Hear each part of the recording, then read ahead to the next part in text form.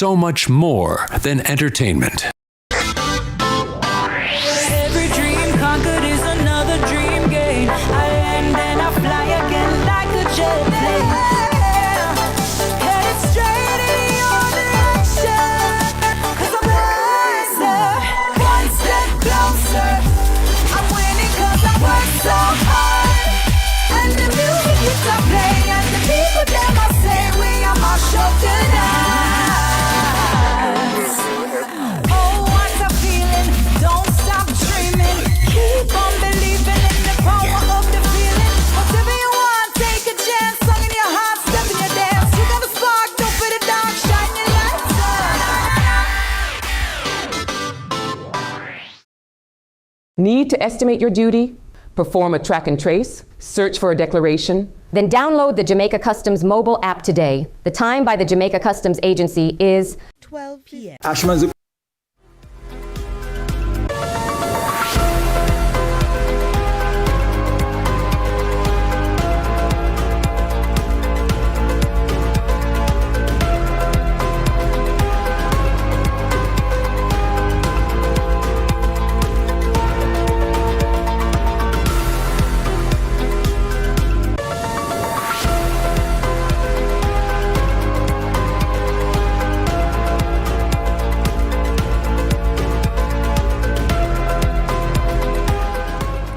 Thanks for joining us for CVM News at noon. It's Tuesday, February 3, 2026. I'm Amoy Harriet. Up first this afternoon, Jamaicans are being advised to brace for continued cold and windy weather as a trough moves across the island, bringing cloudy conditions, showers and possible thunderstorms over the next few days. Meteorologists say another cold front is expected late this week, which could result in cooler temperatures, gusty winds and lingering showers into the weekend, particularly across northern and elevated areas.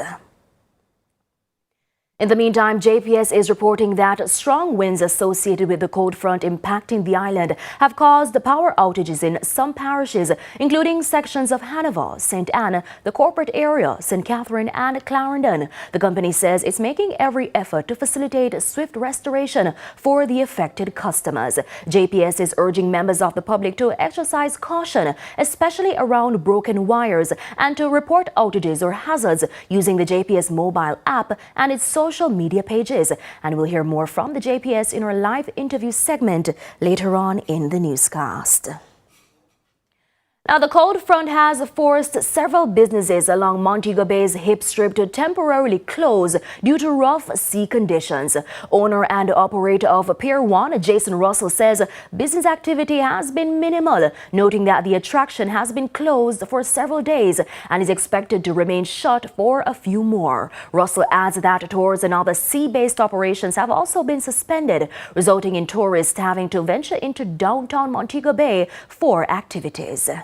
I think it's going to end up being about 4 or 5 days that we would have been closed for, so no staff at work, no cash flows, but really and truly that's minimal. The destruction is what we really have to brace for, and so far it doesn't look that bad. The coast, what we're known for, the attractions, I know that Sandy Bay, Chuka Sandy Bay, Doctor's Cave, as I said, Pier 1, a number of these attractions would be affected. Certain tours, of course, would be affected. We have a cruise ship in port. I see a lot of people walking up and down. So maybe they'll end up in downtown Montego Bay, maybe do some shopping, something off the coast, and they should be all right. Now, as Parliament is set to close the debate on the Cybercrimes Act this afternoon, the opposition is raising fresh concerns about proposed changes to the law, warning that the legislation is struggling to keep pace with rapidly evolving technology. Kevin Black tells us more. The People's National Party, PNP, says the proposed amendments to the Cybercrimes Act do not adequately reflect the rapid changes in technology, particularly in artificial intelligence. Opposition spokesman on finance, Julian Robinson argues it leaves gaps in protection for citizens. The problem is, over the last 3 years, we have seen a lot of developments with artificial intelligence, and I don't think the Act sufficiently incorporates the developments that have taken place. What we're seeing with artificial intelligence, you have deep fakes, where persons can clone your voice, your image, and they can create and say things about you, which the average person will assume is coming from you and will assume it's genuine. So the Act needs to be updated to incorporate those changes. Mr. Robinson is also raising concerns about the reporting of cyber incidents, with calls for financial institutions to be required to disclose breaches so policymakers can better respond to emerging threats. In the 2015 Act, we made it optional, voluntary for financial institutions to report that somebody was the victim of a cybercrime. The recommendation now is for that to be mandatory, because what we're seeing is there are a plethora of these incidents where people hack into your account, they do phishing, and they can take money out of your account, and many of them don't go report it. In many instances, the financial institutions will settle with their aggrieved customer and repay them the money or refund them some of it. But it is important for policymakers to know the types of crimes that are taking place and the appropriate threats so that you can put in place measures to deal with it. He also addressed the issue of malicious communication online, warning that social media misuse can cause irreversible harm long before legal remedies are available. The problem is, you can destroy someone's reputation in a couple of minutes and a couple of hours. And the remedy, where people have to initiate court action on their own, takes a long period of time. And, you may get a remedy 6 months, maybe a year down the road, but the damage has already been done. And so it's important that persons understand the implications of what the Act provides for, and that they are not engaging in activity which is illegal. Kevin Black reporting for CVM News. Now, a 48-hour curfew has been imposed in sections of the Kingston Eastern Police Division. The curfew started at 6 p.m. on Monday and will remain in effect until 6 p.m. on Wednesday. The boundaries of the curfew extend north along an imaginary line from Mountain Ridge from Mountain View Primary to Cane River Falls. Also east along an imaginary line from Cane River Falls to the bridge at 10 Miles Bull Bay, and south along the coastline from the bridge at 10 Miles Bull Bay to Flag Circle, as well as west along South Camp Road from a Flag Circle to Vineyard Road onto an imaginary line to Mountain View Primary School. Now, the parent overnight suite at the Bustamante Hospital for Children has been dubbed a game changer for healthcare in Jamaica, with Prime Minister Dr. Andrew Holness touting its benefits. Crystal Williams has the details. The Bustamante Children's Hospital is the only specialist pediatric hospital in the English-speaking Caribbean, providing care to children from birth to age 12 across a wide range of services, including cardiology, neurology, nephrology, oncology, surgery, and intensive care. The Prime Minister says Jamaica is becoming a center of excellence in health for children and adolescents. With 279 beds, including 6 beds for ICU and a 10-bed cardiac ICU unit, and an accident and emergency department that sees approximately 70,000 patients every year. The hospital is nothing less than a national cornerstone, a lifeline for families in their most vulnerable moment. The Prime Minister acknowledged that the presence of parents is an essential part of pediatric recovery. He, however, mentioned that adequate space has not always been available for them to accompany their young ones. Parents are not visitors in their child's recovery. They are partners in it.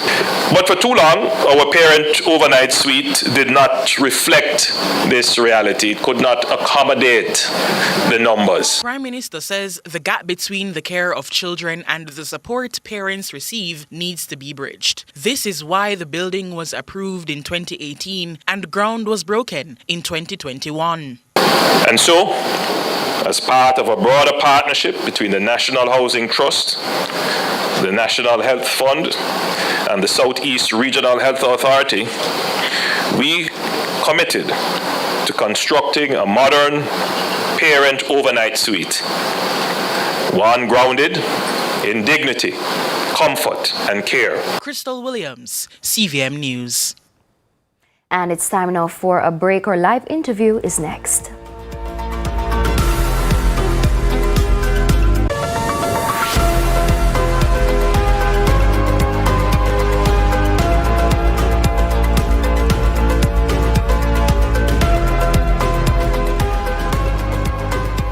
Equipment, the new name in forklift sales and rentals in Ashman's Equipment, the new name in forklift sales and rentals in Jamaica. Top quality, low prices, fleet discounts available, 12-month warranty, free service parts, daily rentals, crazy cheap. Ashman's Equipment, same for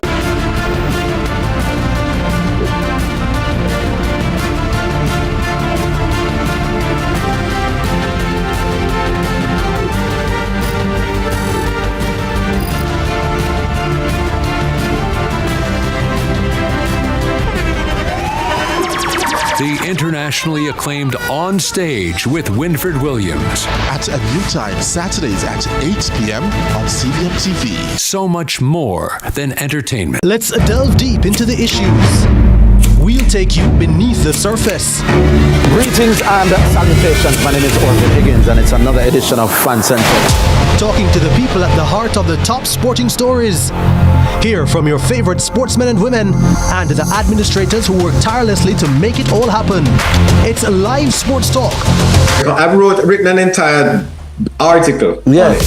Looking at all the major issues every Tuesday at 9 p.m. It's Fan Central.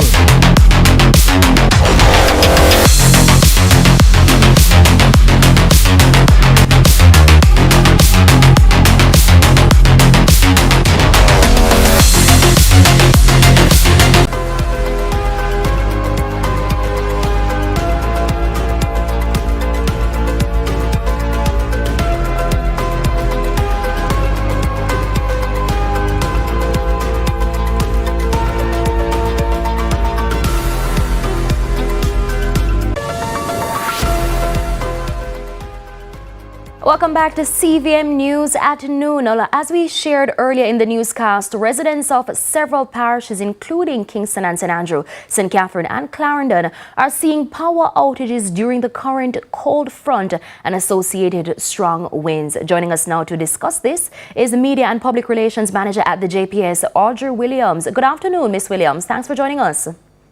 Hi, good afternoon, Amar. Thank you for having me. Firstly, can you tell us how extensive were the outages?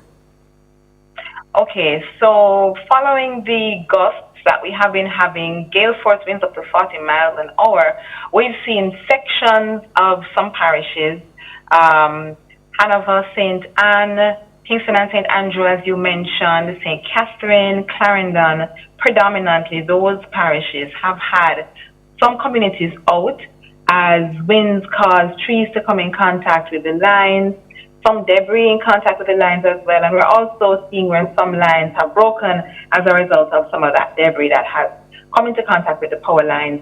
So our teams have been out on the ground, or emergency crews working to get our customers back in. They began to feel the impact of that from Sunday. Actually, you may have gotten some feedback that from Sunday people started to experience this. They were out late again last night, getting customers back in, and that continues today. So we are working to get them in as quickly, as safely as possible. We know that we expect to have some amount of this weather continuing throughout the week, but we're doing our best to get our customers back in. And where are you right now? Where's the company right now in terms of that restoration? Has half of the customers who were out because of the cold front been restored? A quarter? Are you able to provide somewhat of an estimate? I'm not able to provide an estimate at this point in time, but suffice to say, it's a very small segment of the customer base that's impacted. A little over, up to yesterday evening, it was a little over 1% of the customer base that was impacted by outages coming from these strong winds.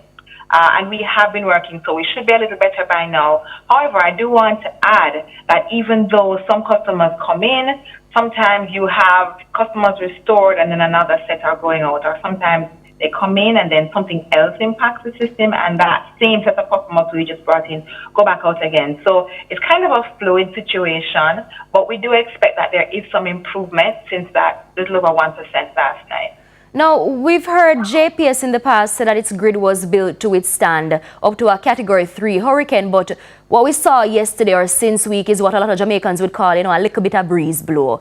How is it then that the grid, couldn't withstand this that we saw? Alrighty, so to begin with, yes, it is built to withstand a Category 3, but it wasn't a little bit of wind, quote unquote, and it all depends on how the system is impacted. So, for example, if you have a sheet of zinc flying straight into a power line, that is going to have some impact, regardless of what it's built for, because wires will buckle under the slice of a sheet of zinc, for instance. If a heavy tree comes down, then you're going to have some impact on the system. Once there is something weighing down on the power line, it's going to naturally interrupt the service. That's actually partially to protect the system and to protect the customer. So it's actually a good thing sometimes when there's an outage, because what is happening is that the system detects that there is something on the line and shuts down the power to protect person and property. So that's actually a protective mechanism that you're seeing at play right there. However, just to speak a little bit to the idea behind the rebuilding and the resilience, there are some things that we are doing right now to make it a little more, to improve the wind resistance capabilities. And you'll notice that among the parishes that I named that were most impacted, these are not the parishes where the rebuilding is taking place. Also, the rebuilding is taking place in St. Elizabeth and in Westmoreland. So there are some things that we are doing right now as we anticipate the 2026 Atlantic hurricane season. It's hard to believe we're talking about that already, but there are some things that we are doing right now while we are rebuilding that is helping to create a level of resistance. And we're seeing where it's actually bearing fruit early days, but bearing fruit, because those are not the parishes that are being most impacted by the gale force winds that we're experiencing right now. So the Met Office says another cold front is expected later on this week or into the weekend. Yeah. Should we then expect perhaps additional outages if there is strong wind? Well, that is always a possibility. It really always just depends on how it impacts the system. Is it that it is throwing debris into the lines? Is it that it is throwing trees, whole trees, or even parts of trees into the line? A lot of that depends on how it impacts the system. So while I wouldn't want to necessarily say we will have outages, it's certainly a possibility. It can be quite likely, especially if you're in a heavily vegetated area, if you are on a slope and there's material and so on that can come down on the lines from the slope. These are some of the factors that can make you more vulnerable to having an outage if that's the case. So speaking of outages, on a wider note, can you update us on the power restoration to the areas that were affected by Melissa? Where are we right now? Certainly. So right now we're at 96% recovered right across the island. The main areas really are in Westmoreland and St. Elizabeth. We are making very good headway in both parishes. We do have a sprinkling, a little tops in Trelawney as well and in St. James, but the bulk of the customers who need to be restored following Melissa are in those two parishes. So for St. Elizabeth, we're a little over 70% of our customers now have power in St. Elizabeth, and almost 70% of the customers in Westmoreland now have power. In terms of our essential services across the board, on average, 90% of the essential services, meaning NWC, Digicel, and Flow, roughly 90% of their critical sites now have power supply. So we are making pretty good headway, and we anticipate that into this month, later on into this month, that we will have some very good results to report. So you mentioned earlier the 2026 hurricane season. So given the kind of extensive damage that we would have seen by hurricane, not even just Melissa, but over the past 2 years, including Beryl, So bad to the point where there are still some communities that haven't recovered. How worried is the JPS going into the 2026 season? Word that we'd use, what we did following burial, we had ongoing debriefing about what went well, what could have been improved, what are the lessons learned. We took those over into Melissa, and I think we can all agree that the outcomes following Melissa are much better than those following burial. Again, we're going to be doing the same thing. What went well, what could we improve on coming out of Melissa, and when we add that to our ongoing normal restoration protocol, because as a norm, we begin preparing for the hurricane season from the start of the year. So we have that as an undergirding. We have an incident command that has ramped up capabilities. We have a network in terms of how we are approaching our stakeholder relations, how we're approaching the use of contractors, both locally and overseas.